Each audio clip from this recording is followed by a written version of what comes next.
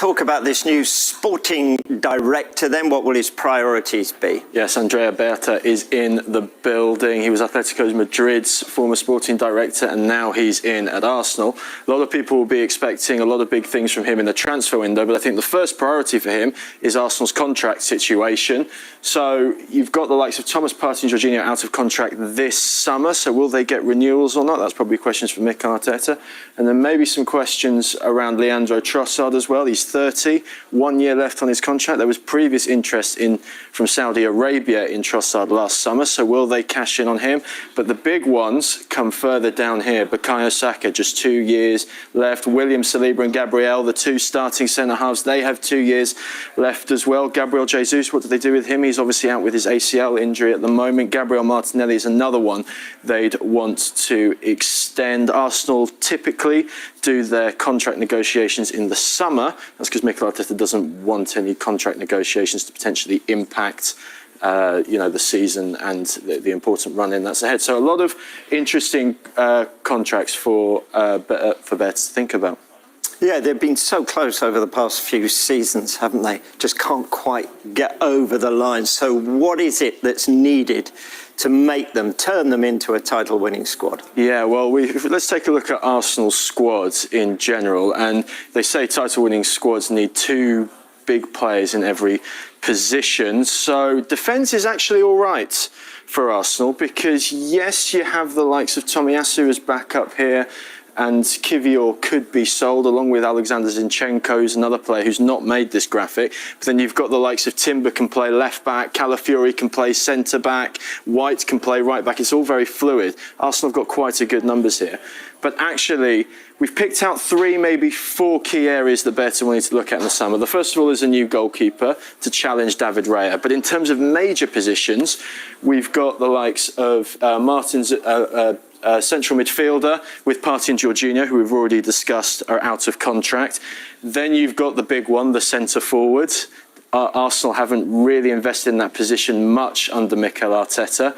And then you've potentially got a wide player as well if Trossard is to move on. Because also, if you look at the other side here, Gabriel Jesus is the only real backup to Bukayo Saka. That's if, as expected, Raheem Sterling's loan isn't made permanent. So, yeah, 3 or 4 key positions for Andrea Berta to address during the summer.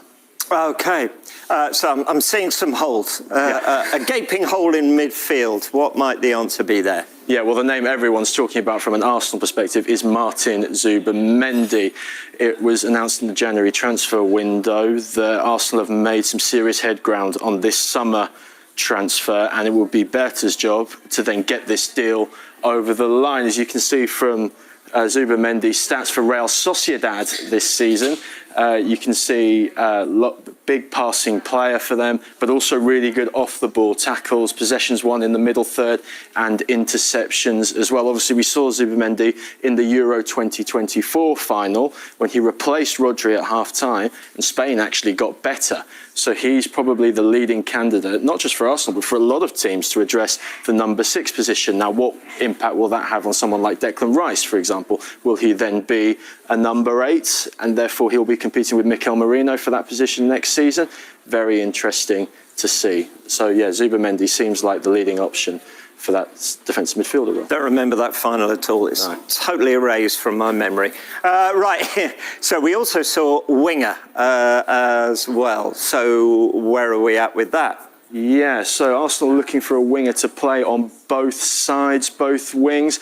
The name being talked about in the newspapers and the reports is Athletic Bilbao's Nico Williams. Again, very much a Mikel Arteta player in terms of one-on-ones. That's what Saka and Martinelli do in terms of dribbles attempted, dribbles completed. But actually, they're not just dribbles for the sake of it. They lead to shots. He's one of the best players in La Liga at that. In the top 10 for an assist. And of course, a key part of any Arsenal player is to be good from set pieces. Yeah, he has the joint most assists from set pieces. So yeah, really interesting option here.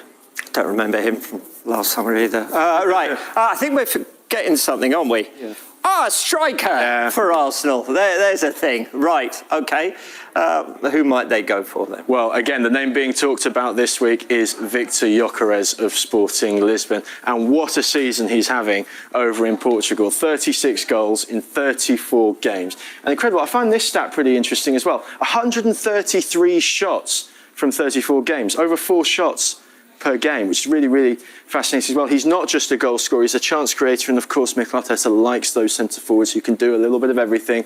Kai Havertz, Gabriel Jesus, very much in that mould, and of course shot accuracy, more likely than not to get the shot on target, which is something that Kai Havertz has been accused of not doing enough in an Arsenal shirt this season. So yeah, Gyökeres has actually played against Arsenal this season in the Champions League. Arsenal won that game 5-1, but a really interesting thing about Gyökeres that game, he did give William Saliba and Gabriel a hard time. Not many centre forwards do that. Have done that historically in the last few seasons. Perhaps the only other striker who's given them a lot of trouble is Alexander Isak. And yeah, he might be a little bit too expensive, a little bit too difficult to get. Gyökeres is perhaps the cheaper option, but also a lot of people will say Gyökeres doesn't have that Premier League experience. Remember, he did do a really good job in the Championship for Coventry City, which then brought about the move to Sporting Lisbon. He's the name everyone's talking about at the moment from an Arsenal perspective. Wonder if Arsenal will pay the big money to get him over the line. Gyökeres to Arsenal, yes or no? Ooh, okay, we've talked about Arsenal signing a striker forever, it feels like. What do you think? Yes. Don? Yes? I'm going to go yes. Leave Isak alone. He's a happy man where he is. Okay. So they could do better, but not. I'm starting that petition right now. Stevie, is that the guy you'd go for? Certainly the position you'd go for. Oh, I think there's a couple of guys you would go for before him, but would he make them better? Yes. Okay. Don? I tell you, yeah, I mean he would. Benjamin Šeško's been linked for quite a while, but I think he needs a little bit more work. He's not the finished product yet. He's a good player, Šeško, but I think Gyökeres definitely. But the one I think who's had a really good season, I think would suit Arsenal is João Pedro at Brighton. I think he's an excellent centre forward. Arsenal, the story, unfortunately, was a returning player in Bukayo Saka scoring, coming off the bench, and then losing Gabriel. Big news this morning. He will miss the rest of the season with a hamstring injury. Right as the Gunners are starting this crucial run, which you can see includes a two-legged Champions League quarterfinal against the reigning champions from Real Madrid. First leg at the Emirates on Tuesday. So musty. When you take a look at Arsenal and what they want to accomplish this year, how much of a blow is this? It's obviously a huge blow. Yeah. He's been one of the best central defenders in the Premier League for a number of seasons now, and I think this season, he's been at his very best, the best we've ever seen him. So it is a huge blow. Calafiori, a new player that came in, can play left-back, can play centre-back, has also had injury problems. Jakub Kiwior, who's ready to go, but isn't anywhere near the same level. They've got Real Madrid very soon in the Champions League, and that's really getting their focus, because it looks unlikely they're going to catch Liverpool. So this is a huge, huge loss. Yeah, massive blow. Not just his defending, the spirit. He's got something about him. He blocks balls, he's fist pumping. His danger from corner kicks, which is a threat that would hurt Real Madrid, Gabriel.